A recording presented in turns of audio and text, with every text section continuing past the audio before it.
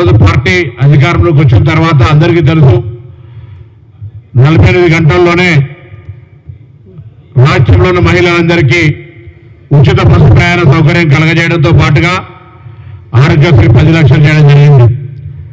దాని తదుపరి 200 యూనిట్ల ఉచిత విద్యుత్, 500 రూపాయల గ్యాస్ సిలిండర్ ఇవ్వడం జరిగింది. దాని తదుపరి 2 లక్షల రూపాయల రుణమాఫీ చేయడం జరిగింది.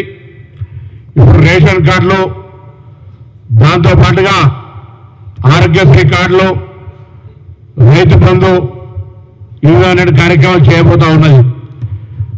ప్రభుత్వం ఉన్నటువంటి పరిస్థితులలో ఇవే కాక అనేకమైనటువంటి సంక్షేమ కార్యక్రమాలతో పాటుగా అభివృద్ధి చేయాలనే ఆలోచనతోటి త్రిపుర రీజనల్ రింగ్ రోడ్ కావచ్చు, మూసీ అభివృద్ధి కావచ్చు, లేదా ఇంటర్నల్గా మారుతున్న కాలం అనుగుణంగా సాంకేతికమైన విప్లవం తీసుకొచ్చేటువంటి 4th సిటీ, ఫ్యూచర్ సిటీ కావచ్చు, ఇట్లా అనేక రకాలుగా అన్ని రైతాంగంతో పాటుగా సాంకేతికంగా ఐటీ రంగ అభివృద్ధితో పాటుగా అన్ని రకాల కార్యక్రమాలు చేస్తూ ఉంది.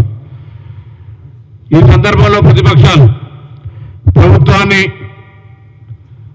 అకారణంగా విమర్శించి రాజకీయంగా లబ్ధి పొందే ప్రయత్నం చేస్తారు. పార్లమెంట్ ఎన్నికల్లో 0 ఫలితాలు వచ్చినప్పటికీ కూడా వాళ్ళందరికీ తగిన గుణపాఠం చెప్పేటువంటి బాధ్యత కూడా కాంగ్రెస్ పార్టీ నాయకత్వం మీద, కార్యకర్తల మీద ఉంది. ఈరోజు బాధ్యతలు చెప్పే అధ్యక్షుడు కూడా తప్పకుండా పార్టీకి సంబంధించిన కార్యకర్తలందరికీ, ముఖ్యంగా బడుగు బలహీన వర్గాలందరూ కూడా సముచిత స్థానం ఇచ్చి వాళ్ళందరూ ఉత్సాహంగా పార్టీలో పనిచేస్తూ ప్రభుత్వ కార్యక్రమాలను క్షేత్రస్థాయికి తీసుకుపోయే విధంగా కోఆర్డినేషన్ చేయాల్సిన అవసరం ఉంటుంది. అదేవిధంగా జిల్లా కేంద్రాల్లో జిల్లా కార్యాలయాల నిర్మాణం చేపట్టేటువంటి అవసరం ఉంది. ఈ విధంగా అనేకమైనటువంటి బాధ్యతలు, ముందున్నటువంటి సవాళ్లు ఉన్నాయి. వీటన్నిటినీ అనుభవంతో పనిచేసి గత 3 సంవత్సరాలుగా వర్కింగ్ ప్రెసిడెంట్గా పనిచేసిన మహేష్ కుమార్ గౌడ్ గారు తప్పకుండా చేస్తారని ఆకాంక్షిస్తున్నాం.